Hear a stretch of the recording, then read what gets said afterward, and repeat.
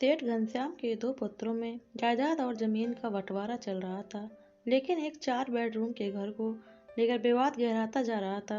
एक दिन दोनों भाई मरने मानवे पर उतारू हो चले तो पिताजी बहुत जोर से हंसे। अपने पिताजी को हंसता देखकर दोनों भाई लड़ाई को भूल गए और पिताजी से हंसी का कारण पूछा। पिताजी ने कहा, इस छोटे से जमीन के टुकड़े के लिए इतना लड़ रहे हो? छोड़ो इसे, आओ मेरे साथ, एक अनमोल खजाना दिखाता हूँ मैं तुम्हें। पिता घनश्याम जी और दोनों पुत्र पवन और मदन उनके साथ रवाना हुए। पिताजी ने कहा, देखो यदि तुम आपस में लड़े तो फिर मैं तुम्हें उस खजाने तक नहीं लेकर जाऊंगा और बीच रास्ते से ही लौटकर आ जाऊंगा। अब दोनों पुत्रों ने खजाने के चक्कर में एक समझौता किया कि चाहे कुछ भी हो जाए पर हम लड़ेंगे नहीं, प्रेम से यात्रा पर चलेंगे।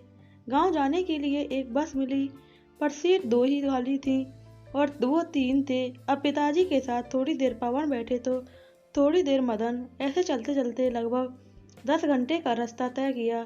तब गांव आया। घनश्याम जी दोनों पुत्रों को लेकर एक बड़ी हवेली पर गए। हवेली चारों तरफ से सुनसान थी।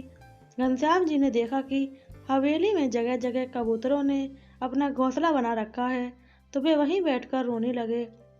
पुत्रों ने पूछा, क्या हुआ पिताजी, आप रो क्यों रहे हो?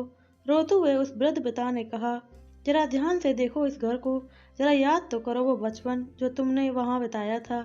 तुम्हें याद है बच्चों, इस हवेली के लिए मैंने अपने बड़े भाई से बहुत लड़ाई की थी। ये हवेली तो मुझे मिल गई, पर मैंने उस भाई को हमेशा के लिए खो दिया, क्योंकि वो दूर देश में जाकर बस गया और फिर वक्त बदलता एक दिन हमें भी ये हवेली छोड़कर जाना पड़ा। तुम ये बताओ बेटा कि जिस सीट पर हम बैठकर आए हैं थे, क्या वो हम बस की सीट हमें मिल गई? और यदि मिल भी जाती तो क्या वो सीट हमेशा हमेशा के लिए हमारी हो जाती? मतलब कि उस सीट पर हमारे सिवा और कोई न बैठ सकता?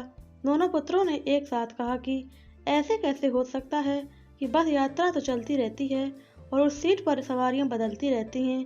पहले हम बैठे थे, आज कोई और बैठा होगा और पता नहीं कल कोई और बैठेगा। और वैसे भी उस सीट में क्या रखा है जो थोड़ी देर के लिए हमारी है? पिताजी पहले हंसे और फिर आंखों में आंसू भरकर बोले, देखो यही मैं तुम्हें समझा रहा हूँ कि जो थोड़ी देर के लिए जो तुम्हारा है, तुमसे पहले उसका मालिक कोई और था। थोड़ी देर के लिए तुम हो और थोड़ी देर बाद कोई और हो जाएगा। बस बेटा एक बात ध्यान रखना कि इस थोड़ी सी देर के लिए कहीं तुम अपने अनमोल रिश्तों की आहुति ना दे देना। यदि पैसों का प्रलोभन आए तो इस हवेली की इस स्थिति को देख लेना कि अच्छे अच्छे महलों में भी एक दिन कबूतर अपना घोंसला बना लेते हैं।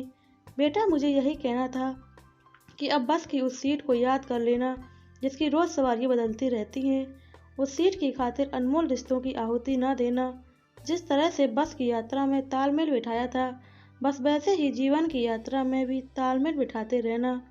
दोनों पितृ पिताजी का अभिप्राय समझ गए और पिताजी के चरणों में गिरकर रोने लगे। प्लीज़ दोस्तों, वीडियो कैसी लगी प्लीज़ ज़रूर बताएं। कमेंट में अपनी राय जरूर रखें। वीडियो को लाइक करें, चैनल को सब्सक्राइब करें और शेयर करना बिल्कुल ना भूलें। जय श्री राम, राधे राधे, जय श्री कृष्ण।